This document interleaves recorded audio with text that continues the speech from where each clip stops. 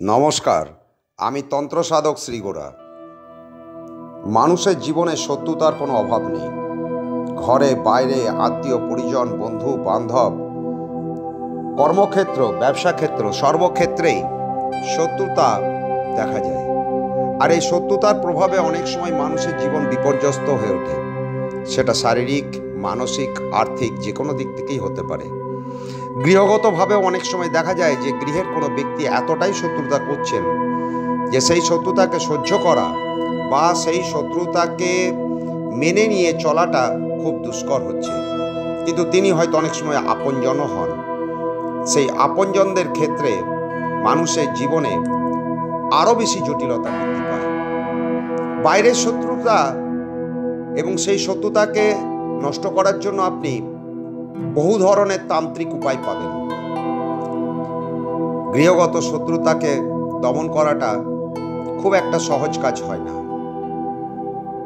তাই আজ আপনাদেরকে আমি এমন একটা শত্রু নাশের কাজ বলবো, যিনি শত্রুতা ছেড়ে সম্পূর্ণরূপে বাধ্য হবেন আপনার মিত্র হতে।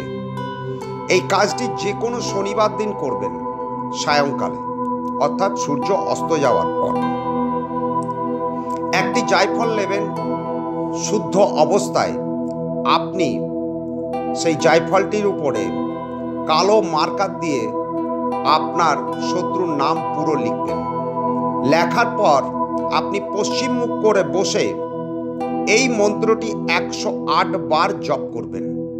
মন্ত্র ওং হুং, ব্যক্তির নাম গোত্র হন হন স্বাহা।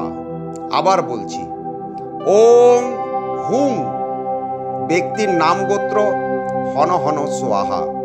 108 বার জপ হয়ে যাওয়ার পর সেই জায়ফলটিতে আপনি 3 বার সেই ব্যক্তির নাম ধরে ফু দেবেন এবং জায়ফলটিকে বাড়ির বাইরে নিয়ে গিয়ে আপনি যে কোনো জিনিসের দ্বারা জ্বালিয়ে দিন। পুরোপুরি জ্বালিয়ে সেটি মাটিতে পুঁতে দিন বা যে কোনো অসত্য বৃক্ষের তলায় পুঁতে দিন। তারপরে আপনি ঘর ফিরে এসে হাত পা ধুয়ে নিন। দেখুন ওই ব্যক্তি সম্পূর্ণরূপে শত্রুতা ছেড়ে আপনার মিত্রতে পরিণত হতে বাধ্য। যে কোনো তন্ত্র কার্যের জন্য আমার সঙ্গে নিম্নলিখিত নাম্বারে যোগাযোগ করতে পারেন। সবাই ভালো থাকুন, সুস্থ থাকুন, আনন্দে থাকুন। চ্যানেলটি ভালো লাগলে লাইক, শেয়ার ও সাবস্ক্রাইব করুন।